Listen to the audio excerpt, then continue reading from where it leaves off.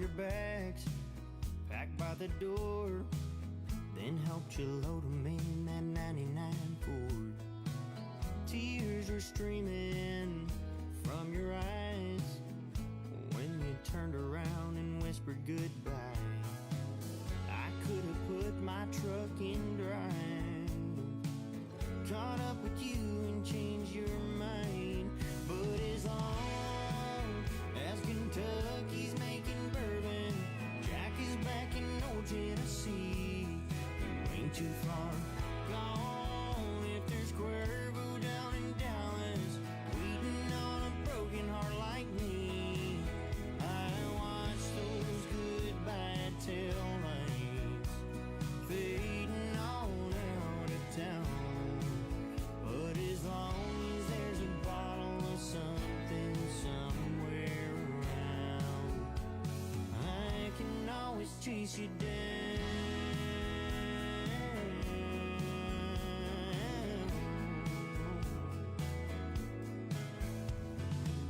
I'll find a bar and I'll find a stool, I'll find a bottle I can crawl into.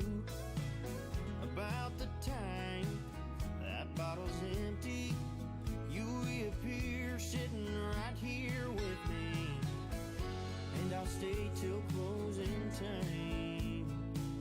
Don't worry about me, I'll be fine. But as long as Kentucky's making bourbon, Jack is back in old Tennessee, you ain't too far gone. If there's Cuervo down in Dallas, waiting on a broken heart like me, I watch those goodbye tail lights fading on out of town. But as long as there's a bottle of something somewhere around, I can always chase you down.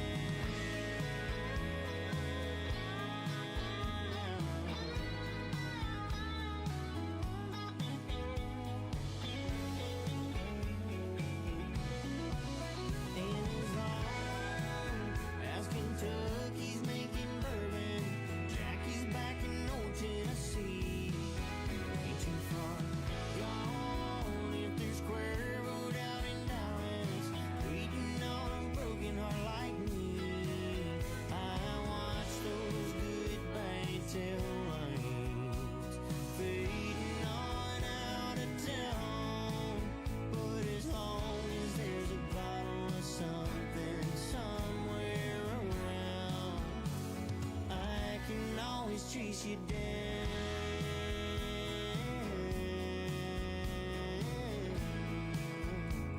I can always chase you down.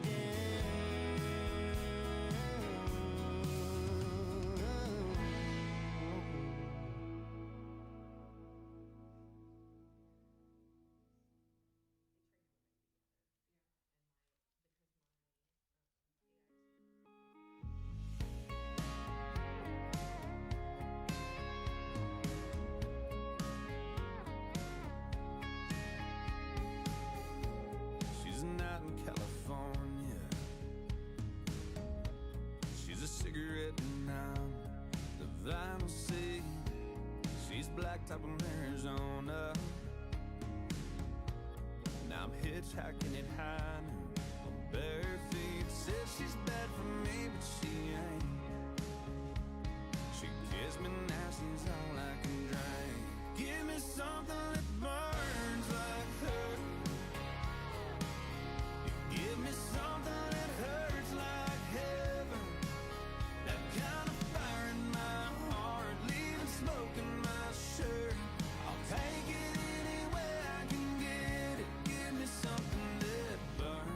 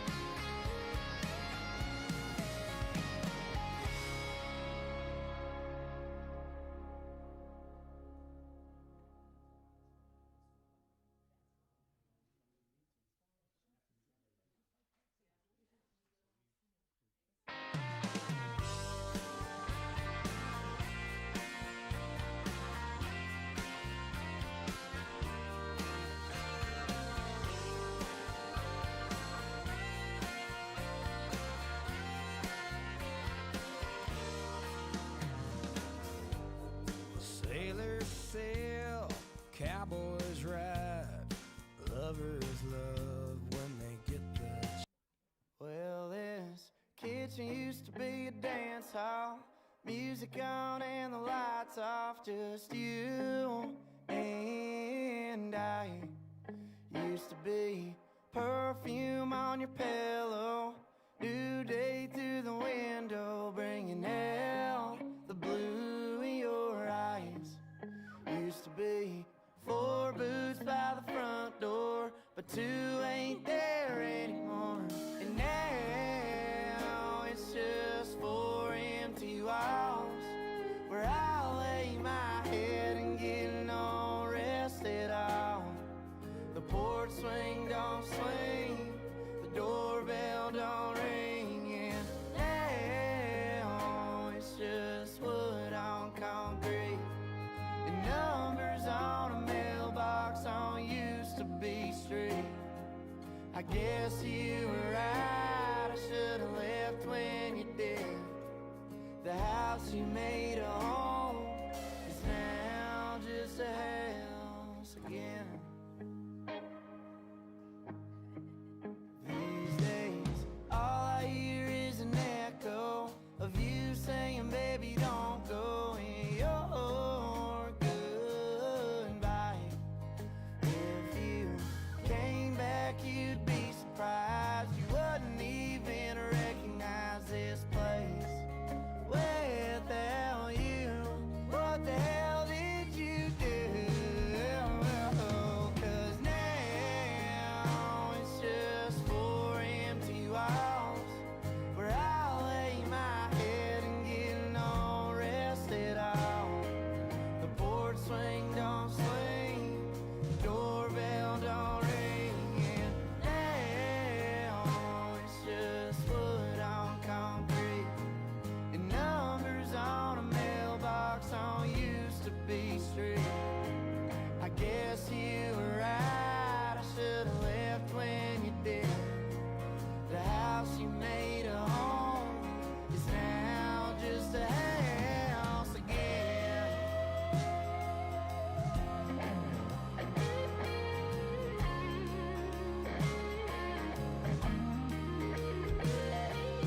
Kitchen used to be a dance hall with music on and the lights off, but now it's just 4 empty walls, where I lay my head and get no rest at all. The porch swing don't swing, the doorbell don't ring, and now it's just wood on concrete, numbers on a mailbox on used to be street. I guess you were right, I should've left when you did.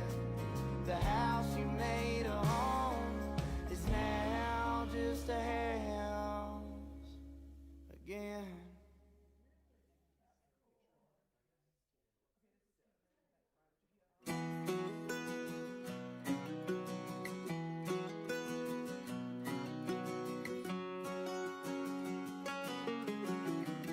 Now grab your hand and you say wait. I say no, girl, it's way too late. We've been playing games for weeks. Now I'm ready to play for keeps. Oh, tonight we're gonna set the world on fire.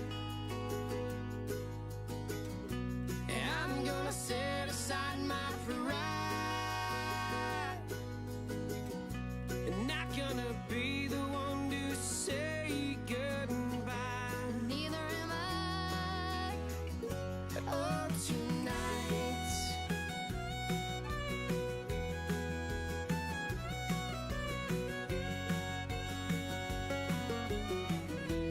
Go on, kiss me on the mouth.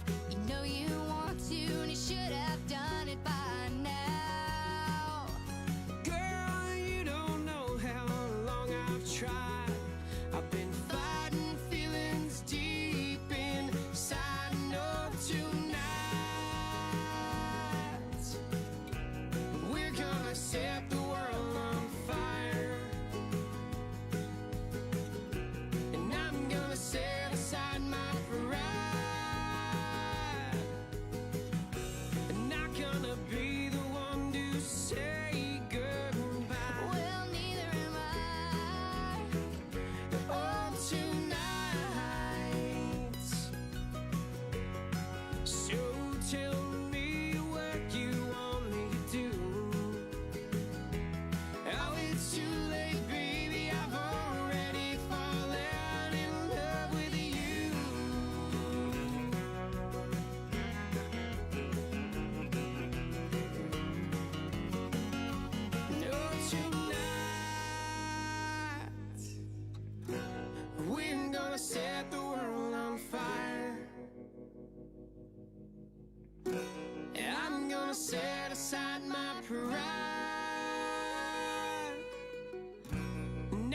gonna be the one to say goodbye. Well, neither am I.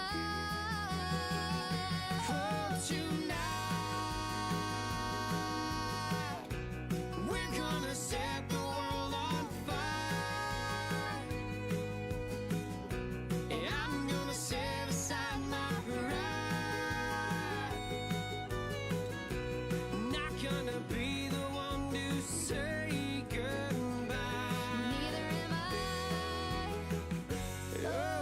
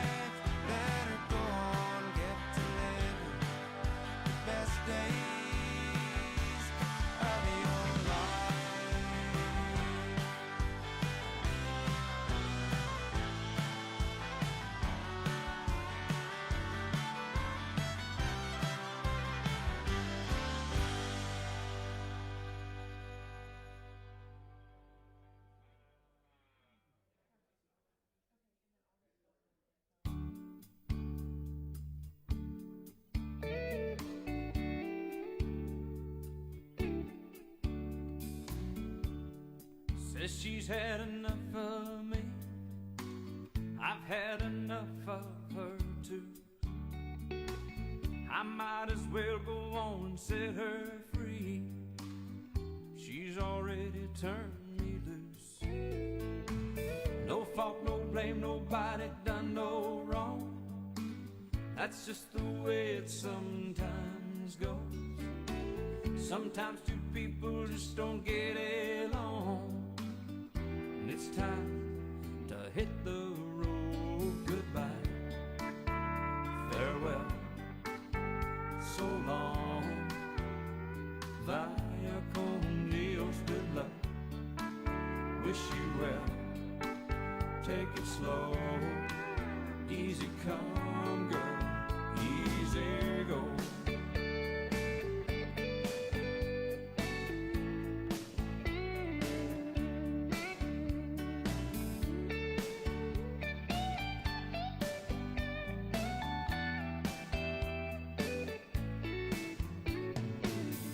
Tried to work it out 100 times, 99 it didn't work. I think it's best we put it all behind before we wind up getting hurt. No hard feelings, darling, no regrets, no tears and no broken hearts. Call it quits, calling off all bets. It just wasn't in the cards. Goodbye, farewell, so long, vaya con Dios, good luck, wish you well, take it slow, easy come girl, easy go.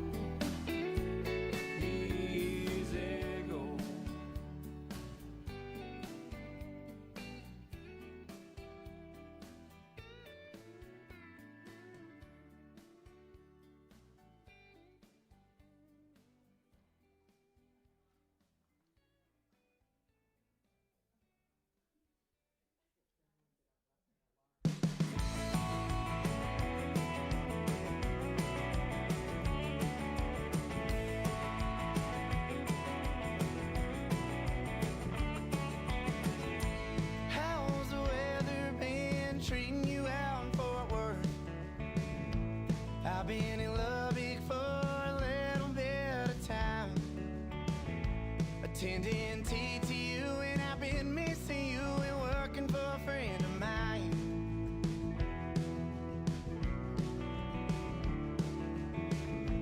How was the stockyards? Did he finally steal your heart?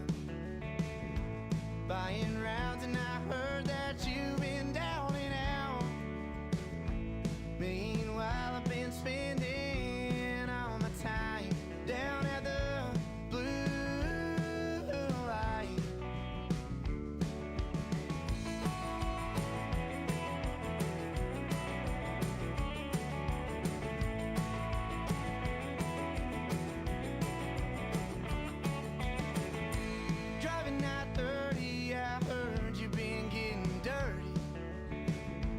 with a man you met down on 6th Street. It's been a while since you've taken a drive with me. Come sit at a bar stool next to me. I'll buy you a drink, buy you a drink. You're too far at an empty bar, and I swore that I saw your car. I could drive those white lines and tell you what's been on my mind. Love Victor Fort Worth is a two-way drive. You ain't mine.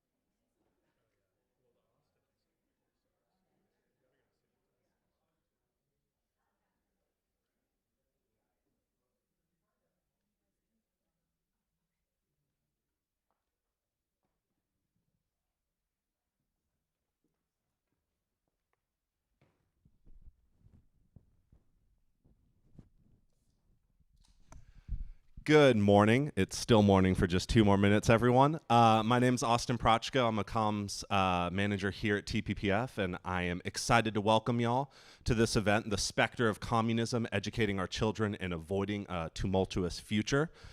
Just a few words from me before we begin. It's one of those things that we all think, well, communism is an old threat, a dead threat. You know, the Berlin Wall fell in 1989. The Soviet Union 2 years after, and China, are they even really communist anymore? Vietnam, are they really even truly communist anymore? But communism is not a dead threat. Its ghost still haunts us, and it is actually, as we talk about democratic socialism and we think of the people who are making waves in politics right now, it is very much still alive, and it's alive because it promises its believers, it promises its children this beautiful utopian future, right?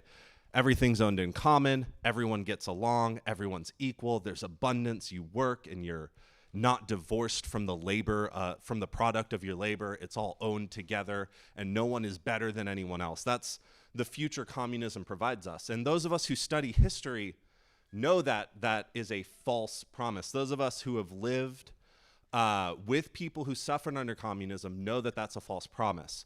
I myself got the great personal benefit of being descended from a survivor of communism. My grandmother was born in Czechia before the Nazis took it over and then lived through it as the Soviets took it over. And she talks about how they immediately replaced all of the history books, they replaced all of the math books, and they put in their own new communist history and their own new communist math. And as the products of their agricultural system failed, they took the kids out to work, and the kids had their field days where it was a big competition over who could pick the most potatoes, essentially slave labor. And I had this great benefit of I heard all of these stories growing up.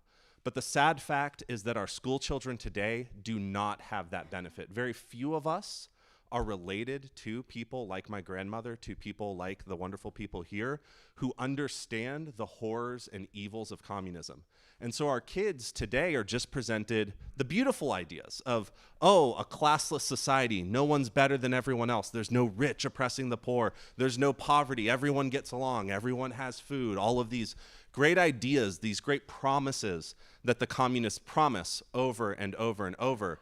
And yet they never deliver, and they give us hundreds of millions of deaths over the course of the past century. And so what is vitally important is that as our kids are growing up, they learn about things like Stalin's purges, like the gulags and the Holodomor, and the Mao's revolutions and his cultural revolution and the killing fields in Cambodia. And so what this panel today is going to be talking about is how we teach our kids those things and how we prepare our children to fight back against the beautiful promises of socialism by teaching them the realities of the death and destruction that socialism and communism always gives us. So without further ado, I'm going to introduce our moderator, Kate Beerley. She is the Higher Education Policy Analyst here at TPPF. She is from California, but we don't hold that against her. She graduated from UC Berkeley and has 2 master's degrees from Stanford in elementary education and education policy. So she is right here with us on making sure we get education policy right and making sure our kids learn what they need to learn. Thank you. Thank you, Austin. And like you mentioned, I'm thankful to leave California with only a few minor side effects. But in all seriousness, it is such an honor for me to moderate this panel, which is titled The Specter of Communism, Educating Our Children and Avoiding a Tumultuous Future. Well, as our choice of title indicates, we will be talking about communism and civics education. Now, fortunately, we have some guidance on this issue. Our third president and author of the Declaration of Independence, Thomas Jefferson, said the following: "Any nation that expects to be both ignorant and free expects what never was and never will be." Abraham Lincoln, our 16th president, agreed with Jefferson and said, "The philosophy taught in the classroom in this generation will be the philosophy practiced in the legislature in the next generation." So that leads us to the question, what is being taught in the classrooms today? To answer this question, we have 3 honored guests who I'd like to introduce before they begin to make their remarks. To my immediate left is Brandy Shufutinsky. She is the director of the program on education and national security at the Foundation for Defense of Democracies.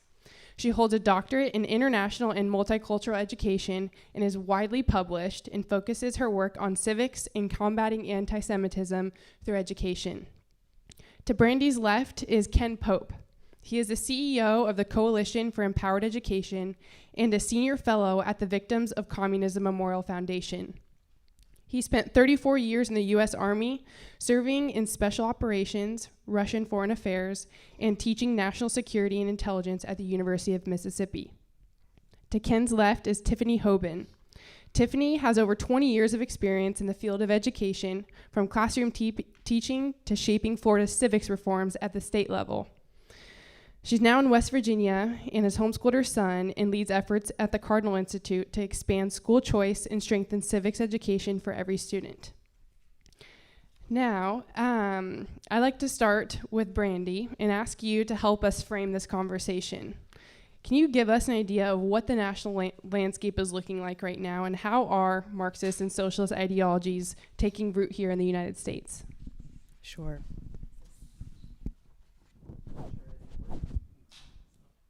There we go. Can you hear me okay? All right. Thank you. So I think when we're looking at what's happening in the K through 12 classroom, we can't start there. We have to start with what future teachers and curriculum developers are being taught.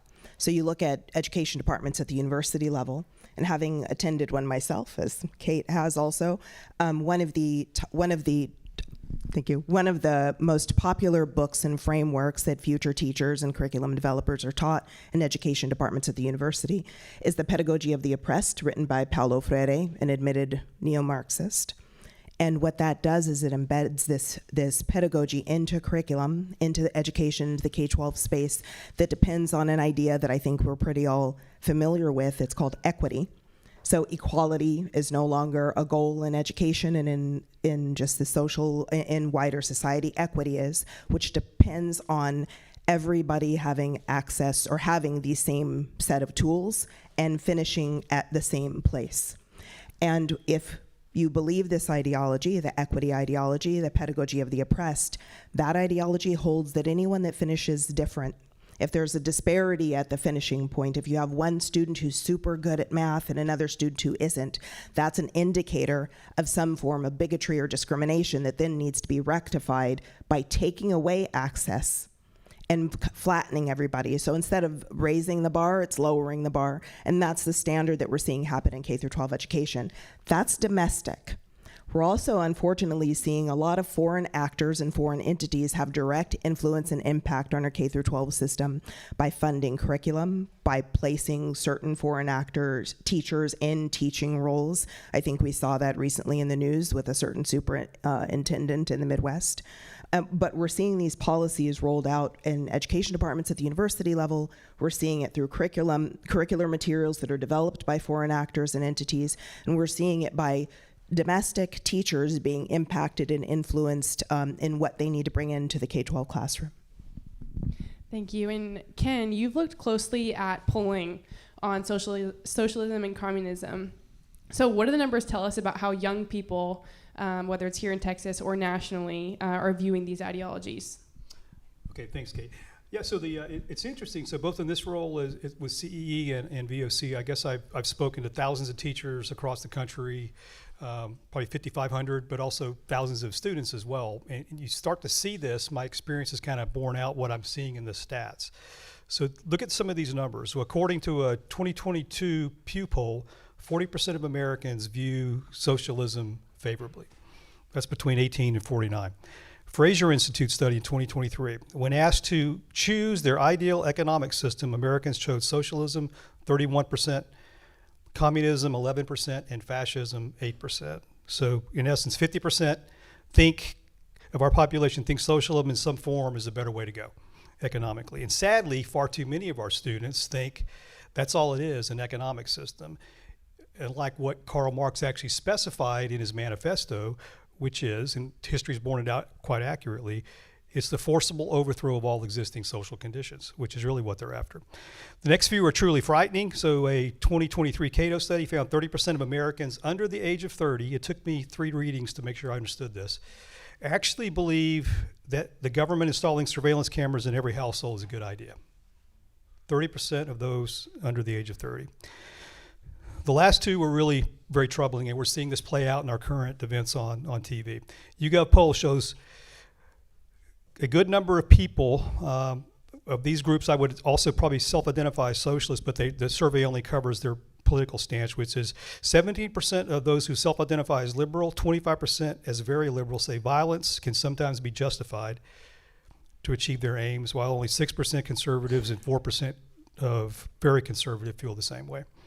A Rutgers study, this one's pretty frightening as well. Self-identified left of center agree at the rate of 50% and 56%, at least somewhat justified in murdering Elon Musk or President Trump, respectively. For the right, those numbers were 14 and 20%, respectively.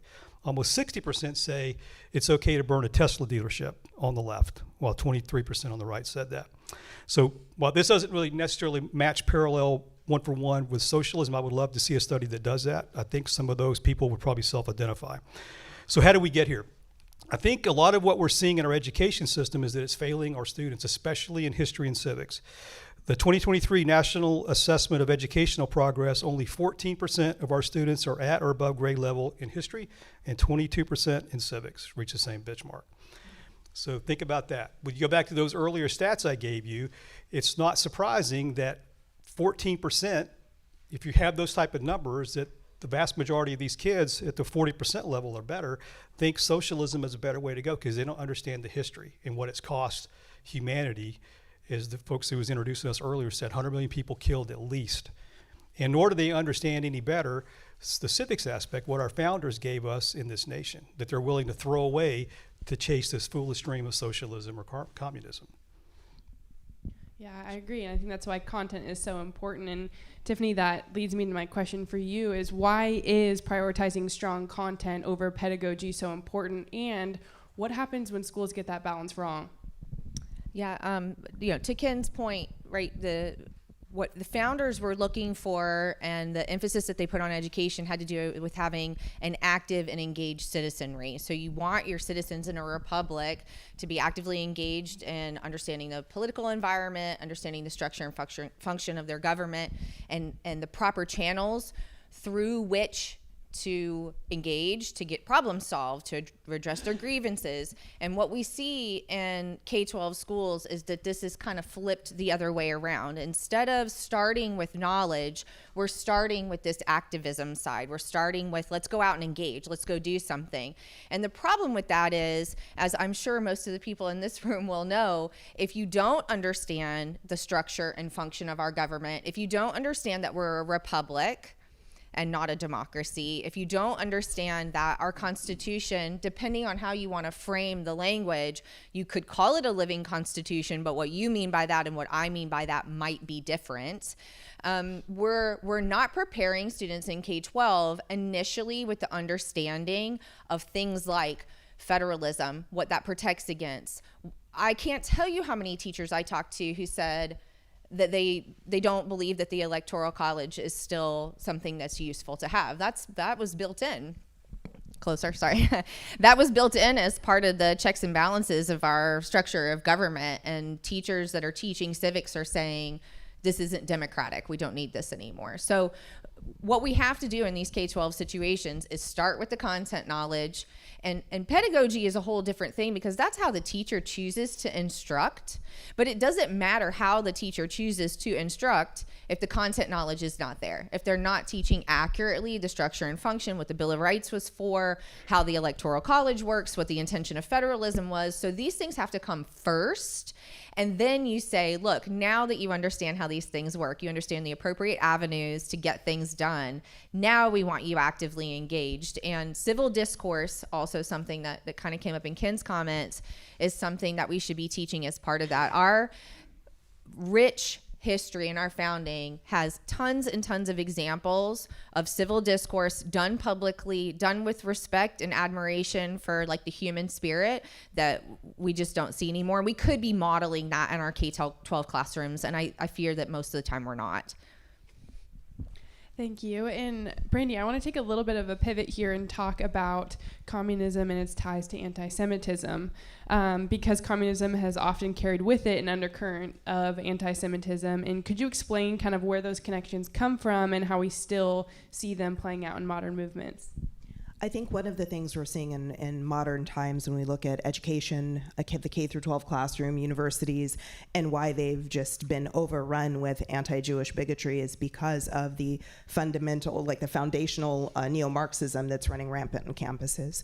And that really holds this oppression binary.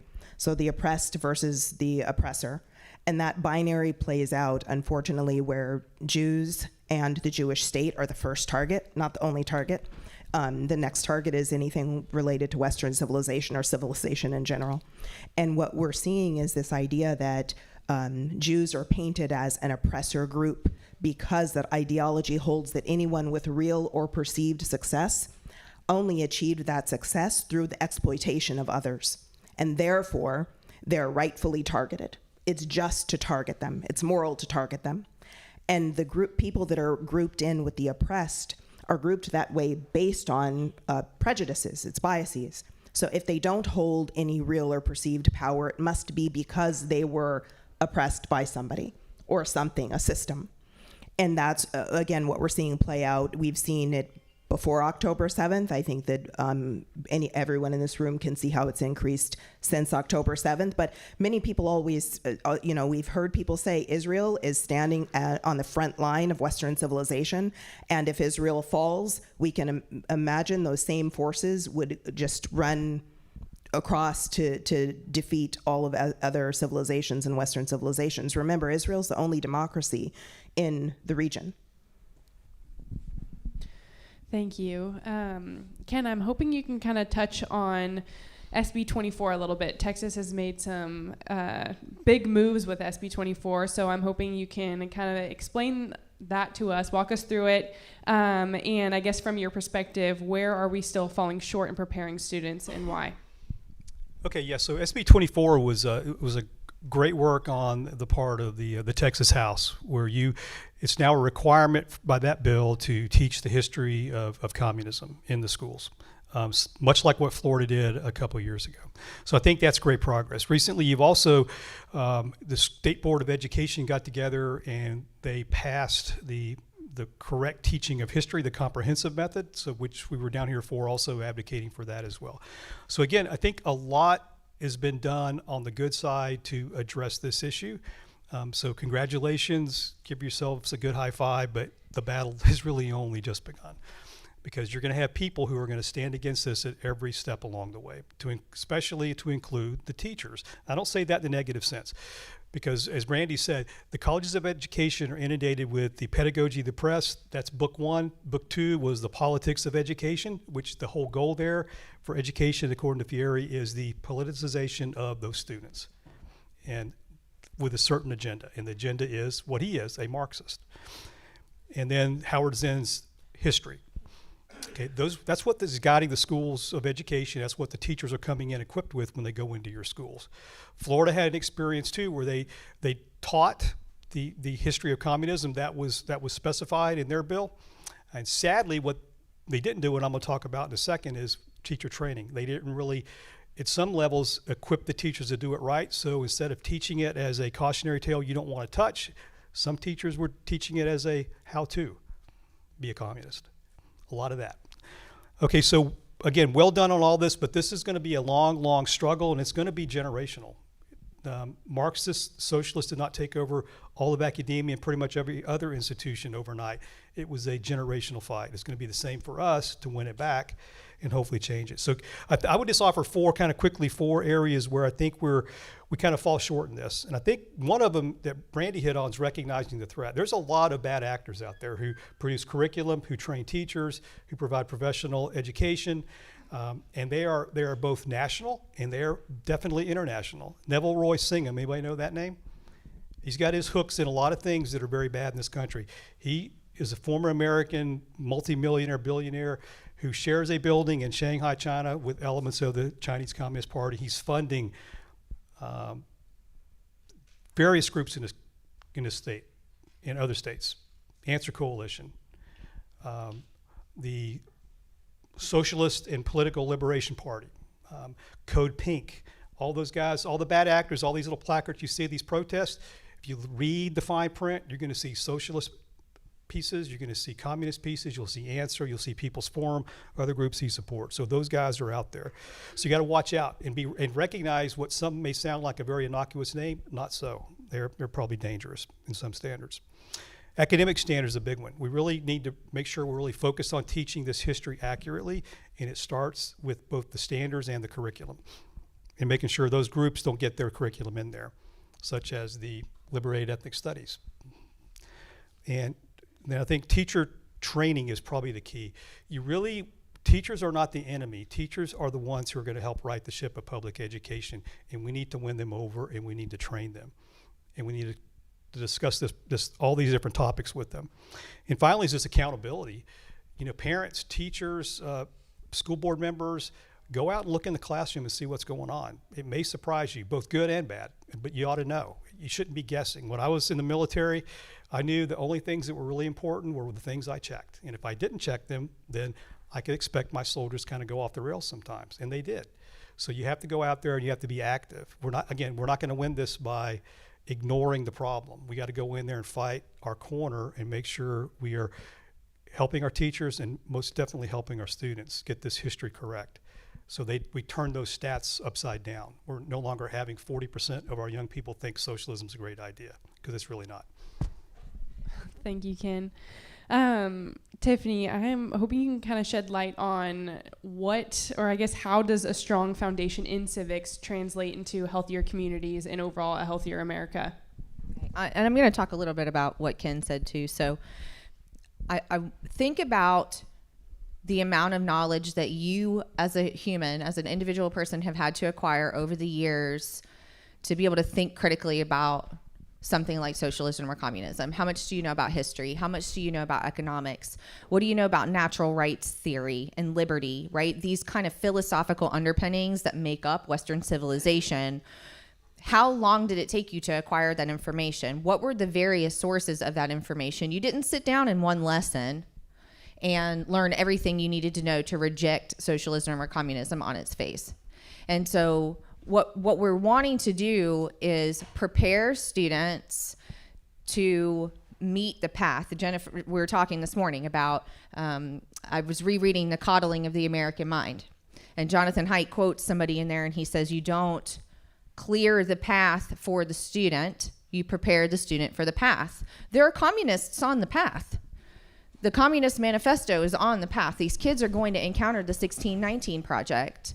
What we want is to prepare students to reject those things on their face, right? And be able to intellectually say, this is not a good argument because I know my history, I know my economics, I know my civics and government, so that they can meet those challenges and become the kind of citizenry that the founders dreamed of, because they're ready to engage with those ideas. And I think the thing with socialism, which was talked about in the opening remarks, is like, in the words of the famous philosopher Dr. Phil, any idiot can kick down a barn, but it takes someone with skill and competence to put one together. And to build an argument against something that sounds amazing takes time. So I think the thing that we really have to do is what Ken was touching on with the standards and the curriculum, is it's got to be like vertically aligned so that you're not getting one lesson.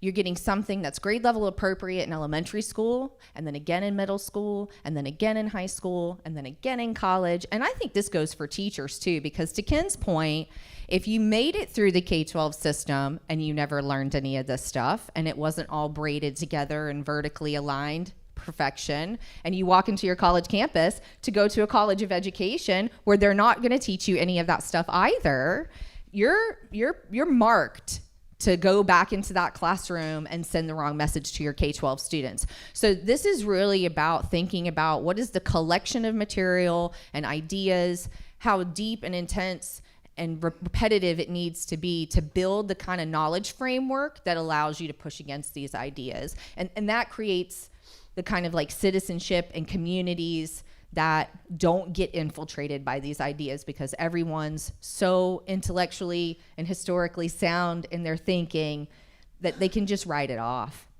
Yeah. Thank you, Tiffany. Brandy, I'd love for you to talk a little bit about the Chinese Communist Party. They've definitely become a central player in world affairs, and I guess what should Texans and Americans understand about its influence on protests and civic life here in America? So looking at their influence on protests, Ken touched on this a bit.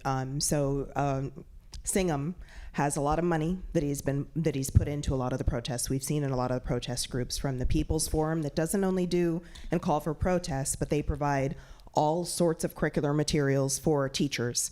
The People's Forum is based in New York, but guess what?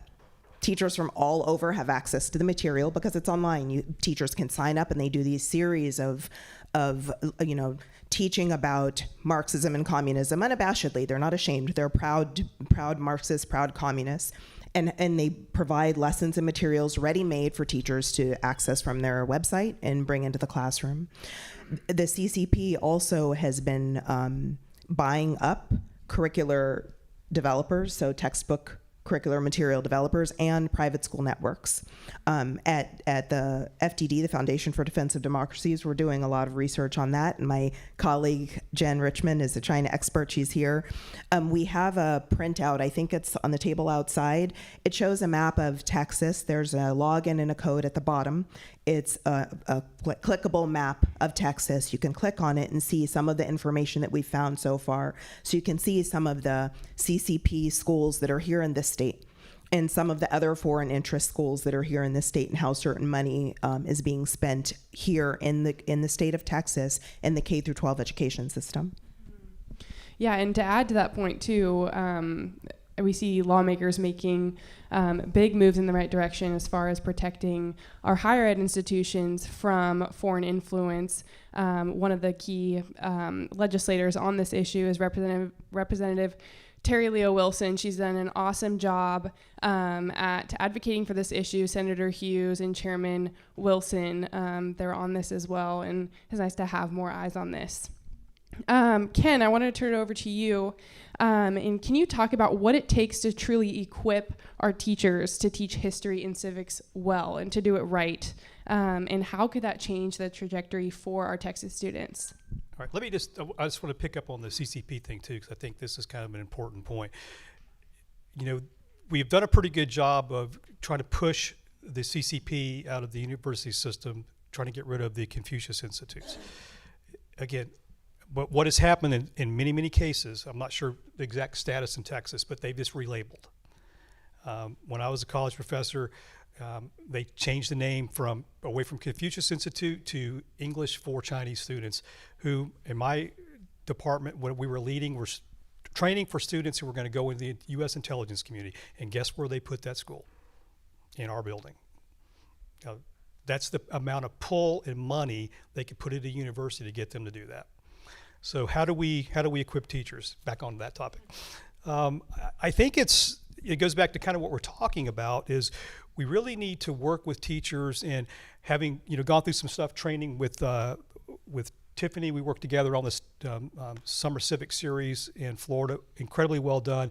It hit on all the key elements. Jen and I and John and Tiffany and others, we decided there's something a little bit missing in this program. So we created a three module program that we think will help fix the teachers' mindset about how they approach teaching, not only history and civics, but just teaching in general.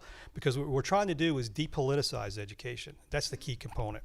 So it starts with, first thing, one of the things I taught at the university level was critical thinking. And to talk to these teachers, to give them the notion that, God forbid, that you just might be wrong about something. What you feel about this may not be based in fact. We talk about how you learn. We talk about how we get information. We talk about what we all have as inherent biases. And we get that started first so they can open their mind to hear the next couple things. Then we talk about all these competing political ideologies, from our form of government, and then everything that we've talked about that's bad: socialism, communism, fascism, all of those things. We go through all of it. And then we bring in people, we do a witness panel with that, where we talk to witnesses who have lived the socialist dream, so to speak, in places like the Cambodia killing fields, or the former Soviet Union, or China, or Vietnam. And it's very difficult to really keep that mindset and that belief system when you're talking about what this program of socialism that you think you're so enamored with really does to human beings. And then we move into what we spend the bulk of our time, and what Tiffany spends a lot of time talking about, and Will Moore, is U.S. civics. And we don't mean how do you create a bill. We talk about what were our founders thinking, and how do we get to be the nation? How do we get to our founding documents, and why do we get there? That's important for our students to understand, because if they understand the benefits of what we really have in this system and the rights we have, there's no way you'd want to really stick with something called socialism. And I will just close with this piece of it. If you do that comparison, our 10 Bill of Rights, right, what our first 10 amendments to our Constitution, you see two words throughout that: people and rights. If you look in Marx's manifesto, it's beautiful, because I think he was trying to copy something but turn it into a negative. He put in 10 measures you have to achieve communism. And what are the two words you never see anywhere in that? Rights or people. Because it's the government there telling you what it's going to do to you, not what our system does, which protects us against the excesses of government. I think that's what we have to do with teachers first. Thank you, Ken. Tiffany, what are some other successful strategies you've seen in other states that Texas can learn from? Yeah, I definitely want to talk about that, but I want to put like a really fine point on Ken's last point. Like one of the exercises that we would do in our trainings, and I think Ken sat through this, was we would say, like, here's a Bill of Rights from another country. What do you think of it? And they would say, ooh, it's so good. And we'd be like, oh, okay, well, that's the USSR's Bill of Rights. It's so good. But they don't have the structure and the function. They don't have federalism. They don't have sovereignty of their people. Like, there's all these elements that they're missing. So it can all, what did Madison call it? Parchment barriers. They're parchment barriers, right? And they don't mean anything without the structure and function. And that's why that's so important. So anyway, other states. So I was in Florida when we rolled out the Civics Literacy Excellence Initiative. I was on the leadership team that created the PD, vetted the curriculum, et cetera. And I would say a couple of points on this. Take it from all angles, right? So my understanding is that Texas has just created the legislation that would rewrite the civics and government standards. And I would say standards are amazing. You have to have that. That, honestly, standards are how you can hold teachers accountable if you want to, because if you walk into a classroom and you see something that is out of alignment, you could say, hey, these standards that we made, this is actually your job. This is what you're supposed to be teaching. And if you're doing anything other than that, that's not right, and we need to get you back on the path. The problem is a lot of times teachers can ignore standards because the accountability is sort of diffuse, right? Like, is it the principal? Is it the superintendent, right? And teachers are often beset by curriculums that don't match with their standards. If the textbook and the stuff that the teacher is given is not user-friendly, not aligned with the standards, they're not going to be able to meet those standards. If they're going on Teachers Pay Teachers, right, to find their lesson plans because the curriculum that they've been given is not very good, it's all going to be out of alignment. So all of these things kind of need to happen at the same time. Standards should be rewritten. Curriculum should be adopted that is vetted for alignment against the standards. So there's nothing in it that's not in the standards, and everything that's in the standards is in the textbook and the curriculum somewhere. And then you can't sleep on PD, right? That was the point that Ken was making earlier, is if the teachers have not been taught the content, right? And this goes back to like content over pedagogy. If you're a high school teacher and you have a license to teach in this state, I'm good with you on pedagogy. You can do small groups, rows, like pick your poison, do it however you want to do it. But we need to make sure the content is right so that whatever way you choose to deliver it, it comes through. The content, the accuracy of the content comes through. And then the final two things that I'll say on this is one is that braiding, the vertical alignment is important, right? So you want to do a little bit more every single year, but braiding the content is really important too. And Ken and Brandy have both alluded to this. If you teach the history separate from the economics, if you teach the civics and the government separate from the history, the lessons don't come through the same. And I'll give you an example. In the state that I'm from, in West Virginia, I recently did a review of our current social studies standards. The students do not learn about early colonial America until 5th grade. We're not studying slavery until 5th grade. But in 4th grade, it's an economics lesson. What message are we sending, right? To talk about slavery in the context of economics without a moral lens, without a historical lens and the context to go with that, like, it just doesn't work, right? It should all be together. Everyone in this room knows that politics and government and civics and history and economics are all connected with each other, and there's no reason why we need to separate timelines to teach that. And then final thought, because I know I've been going for a while here, is end of course exams. Not like the big annual testing that everybody does in reading and math, but like a specific end of course exam to measure how your students are doing in those courses that would be comprehensive of all of the braids of what we call social studies, I think is super important to kind of try and get all of those going at the same time is the challenge, right? Because it's hard to work on all those projects at one time. But I think if you drop the ball on any of them, the rest of them can be ignored, if that makes sense. Yeah. Thank you. I have a final question for you all, so feel free for whoever wants to take this first. Looking into destructive ideologies and how they're being pushed into schools by various organizations. So I'm asking, I wonder if you can give one piece of advice to the State Board of Education or our legislators, what advice would you give them?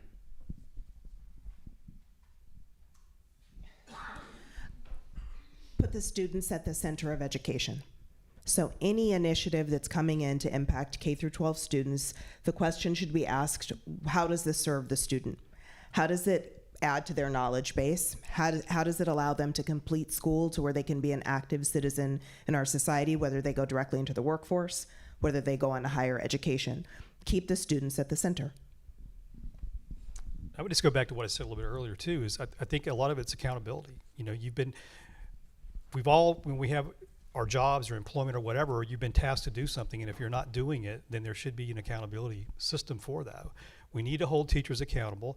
By the same token, we need to hold students accountable for the standards too, and demand more of the students. Make the standards tough. And that's what I think we going back to the coddling of the American mind is, I'm a recipient as a former college professor of a lot of your students. And let me tell you, they aren't ready for the topics we taught in a lot of cases. And more importantly, they're not ready for life in general, to go out into the workforce. And if you look at some of the statistics for people coming out of universities even, at that level, the CEOs around the country are saying, this generation is not ready to join the workforce. They don't know how to act in public. They don't know how to act on the job. And so we are, as you know, as all of us into the education space, we are letting this generation of students down. And we got to hold the people primarily responsible for it, from the politicians to the legislators to board members, principals, district leaders, and the teachers. But then hold the students to a high standard as well. Expect more of them, and they will always surprise you and get it. My answer is going to be a little more fine-tuned again. Like, I love that answer because it's very high level, and it's like that's what we strive for. That's how we want our kids to be. But like some specific final thoughts would be, it's when you're doing the standards and the curriculum, and you're thinking about teacher lesson plans and PD and all of the things that are going to all the products, all the derivatives that are going to come from this work. Bring in experts, lots of them. Historically, we let teachers and people who work at boards of education rewrite our standards, and you have to have work groups, because it's really easy to look at some standards that are like Bill of Rights, Constitution, and you're like, those look good, but you don't know what's missing unless you're a person that's been trained to know what's not there, right? And I have had people come to me and say, well, these standards look great. And I'm like, yeah, but you don't know what's not there. So you need experts looking at this stuff to make sure that all of those like philosophical underpinnings, right, that all of that is there, so that you're building a person that you're going to send out into the world that can think about these things really, really well. I just would like to add a quick point on that too, the expert piece of it. Florida just rewrote their standards for the teaching of history, and that's exactly what they did. Yeah. They brought in, I was part of the team, and we, for 6 months, met and put through this with a whole battery of experts from all different levels, from folks who taught high school, but also a lot of college professors, foundations like myself and others who came in, and we got it right. We created a good product. I would not say that I want to do that again. It was very laborious, and it was free labor basically, but it's a worthwhile project, and we need to do the same thing with the TEKS. I've looked at your TEKS for this topic, and there's some good stuff in there, but there's a lot of room for improvement, and you need the experts on the job for that particular piece of it.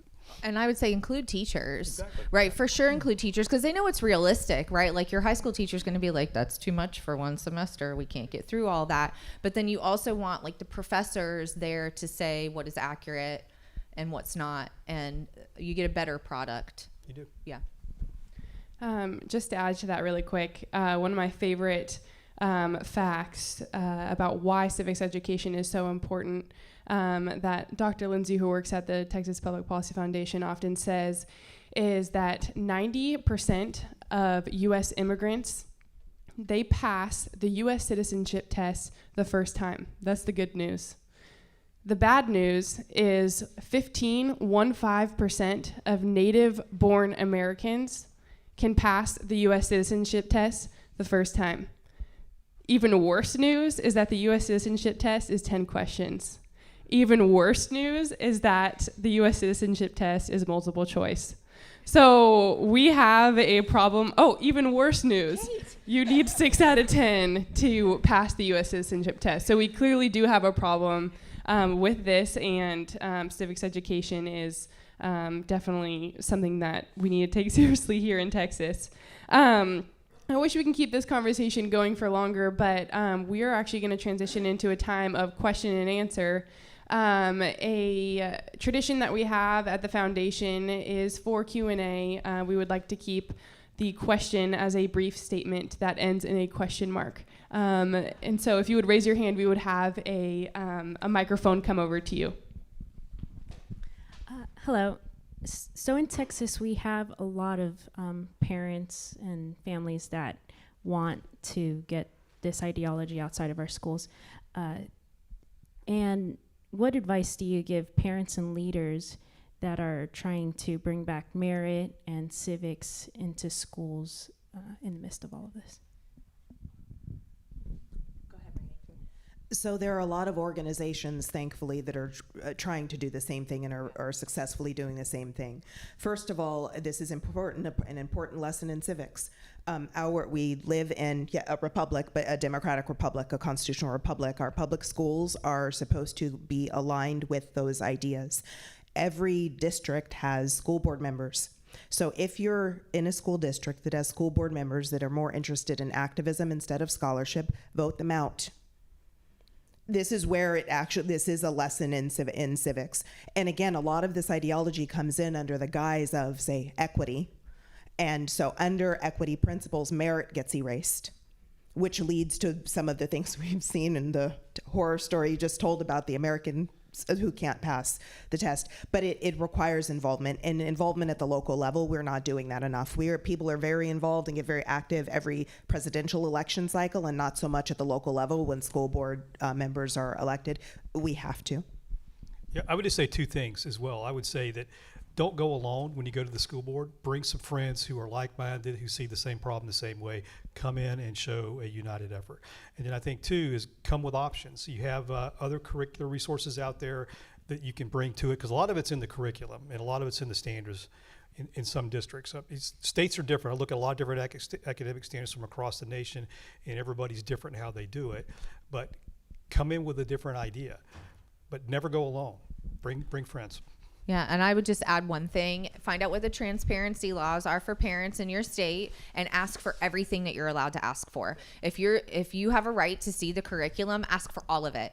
And if they make you come down to the school and look at it, go down there and take pictures. And then there are people like, I'll give you my card and you can email me. I'll read all of it and tell you whether it's got stuff in it that shouldn't be in there. So whatever transparency laws and rights you have as a parent, invoke them. Yeah. One of the panelists had mentioned the importance of teaching natural law and natural rights in school, and those are important concepts, but it's really hard to teach them well without teaching the underlying Christian morality and worldview that underpin those concepts. So how do you teach them well in government schools that have students across many faith traditions, including some which are not monotheistic? I think that we can teach the foundations of our country, which involve Judeo-Christian values, without proselytizing. And a good educator should be able to do that. Good curricula does that. We don't need to erase, change, or readjust the foundations of our nation because some of those things are rooted in Judeo-Christian values. That's the foundation of Western civilization. I don't think we have to shy away from that. And it's just history. You're teaching history. I think it's okay. Go ahead. I was just going to give an example, and this is what I told teachers when we were training. If you were going to teach the Odyssey and you gave no contextual information about their religious beliefs and the gods and what they were all, kids would be lost, right, to read that book and not understand those things. It is exactly the same thing. Anytime you teach a civilization, a group of people, an era, you have to teach their religious beliefs right alongside with it. It doesn't mean that you're asking, right? You're not proselytizing. You're not saying, well, get your Bible out and turn to Matthew. Here we go. That's not what we're doing. We're saying these people believed this, and it influenced the decisions that they made, period.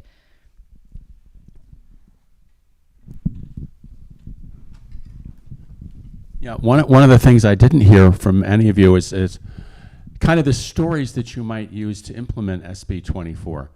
Like how do you tell the students, like there are a lot of specific stories, particularly available from say Russia or China or Cuba, about bad things that the communists did. I mean, and we have, like, for example, all the records of the Smolensk Oblast for collectivization have been captured.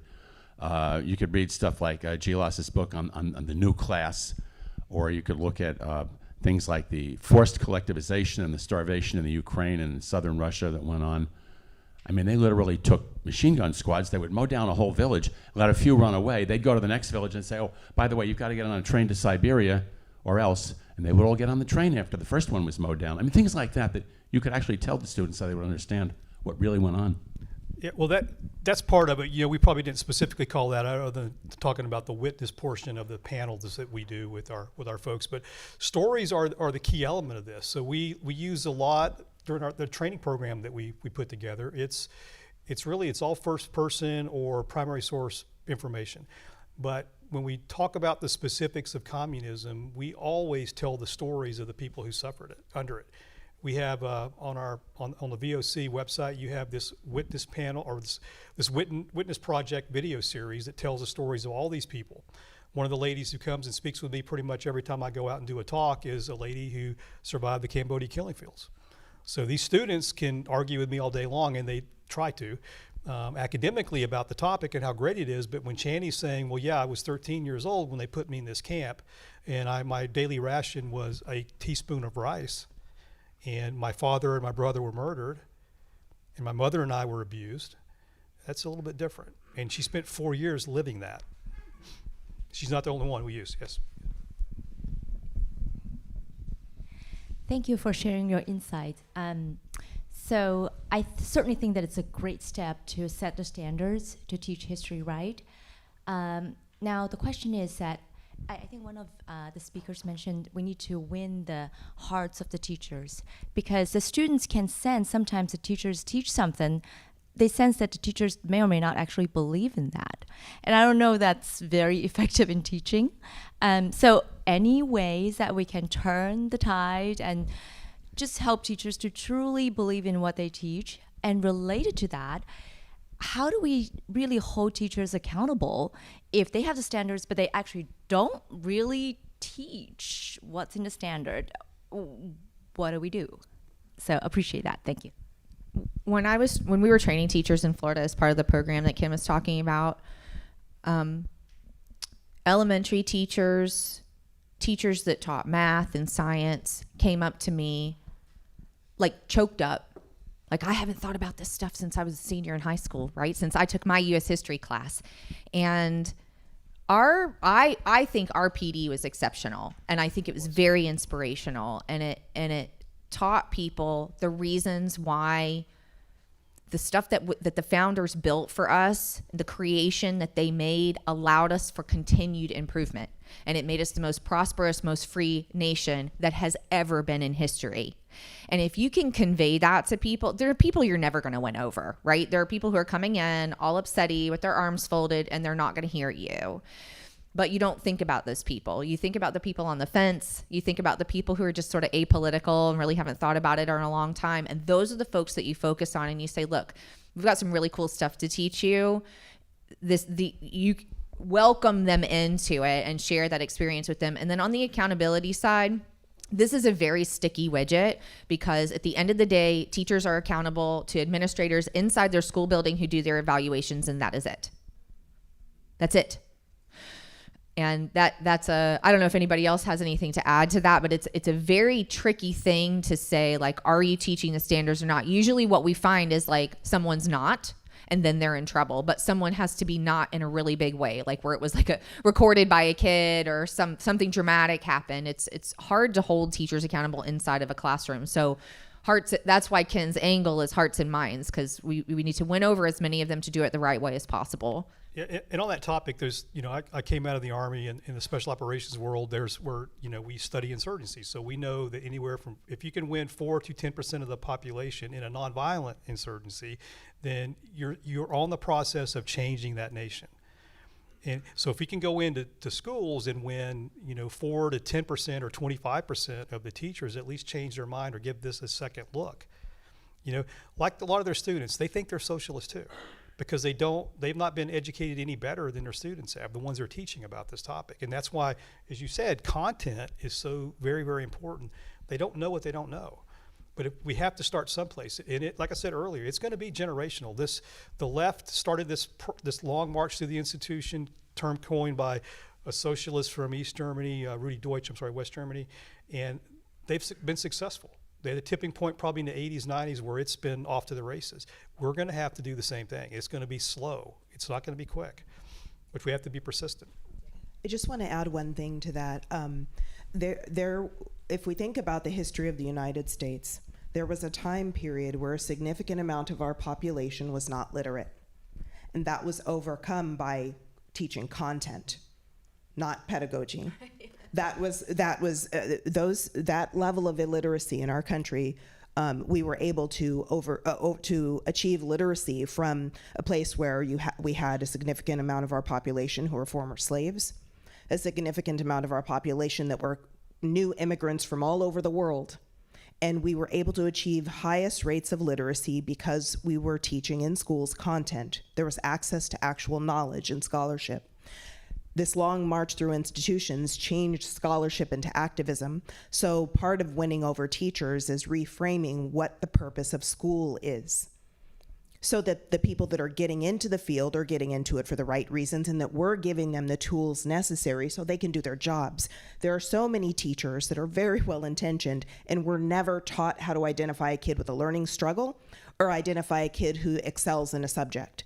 Those teachers don't go home feeling great about themselves when they see the statistics that 14% of kids are grade level in civics and 30% only are grade level in reading and in math. They know they're failing. We need to give them the tools necessary so that they can actually teach, and we need to reframe. K-12 education is there to provide kids a certain level of knowledge so when they graduate high school, they can be active, productive citizens, whether in the workforce or in higher education. We need to set up a system that does that, and we've done it before. And I'll also say a lot of the feedback we get from teachers is we want content. We don't give us another professional development with a pedagogy. We do that. What they want is that content. So I think that's another thing where you can be active at school boards in schools, is demand that the teachers, when they do professional development training, they have so many hours of requirements every year that it be content based and not another pedagogy how to politicize a kid. That's not what we're after. I believe we have time for one more question. I wanted to know if there's any particular publishers that we can trust that they're printing good textbooks, or is there a site we can go to see the list of good publishers versus the bad publishers, so we know we can check what's going on in our local schools? I don't know if there's a site that lists the good publishers versus there are some that list the bad ones, but I will say to keep in mind that a lot of classes aren't being taught based on a textbook, like when I was in school. A lot of teachers are sourcing lessons from, what is it, Teachers Pay Teachers. Right, or from Zinn, or from Rethinking Schools, or from the People's Forum. Like, they're hodgepodging together lessons that are available online. A lot of, when you're looking at the K through 12 space, it's not, what I've seen, it's not predominantly taught through textbook teaching, which is what makes content and standards and professional development so important. The other thing too is, like, one of the things that happened, and I don't know exactly how it works here, but in Florida, once we rewrote the standards, we said, well, none of our current textbooks that are in use right now are any good anymore because our standards are new and they don't match with that. And you have a lot of pull here in Texas. I would imagine that you're one of the top 3 spenders in curriculum. The publication companies are going to come here and go, what can we do for you, right? And they'll amend their textbooks to reflect your standards. And if you can get a really solid textbook with good teacher instruction in there too, background knowledge on the content, like, you can kind of demand things in new curriculums from publishers and then vet them before adoption. Florida had a state adopted list. Like, these are all the ones that we checked for you guys and they're good. And then they got discounts. The districts would get discounts on those particular books if they adopted ones that had been approved by the state. So there's a way to do at least a little bit better than before there. And I would say too that, you know, some of these, like for my foundation VOC, we have curriculum that's out there for this topic, for communism, for, you know, socialism, on that. So that history's there. It's well done by experts, you know, proof by teachers, so it's appropriate grade level. There's also something that we're working on. We've kind of taken a hiatus on it, but we're trying to create this tool that evaluates curriculum, and we're still in the process of getting that restarted. But that's something that's going to come down the pike with CEE. We hope later this year. Just don't wait till high school. Do not. Speaking of tools, they do have resources and information out on the tables over there. So I'm afraid that's all the time that we do have. But please join me in thanking our panelists for this wonderful conversation. Thank you.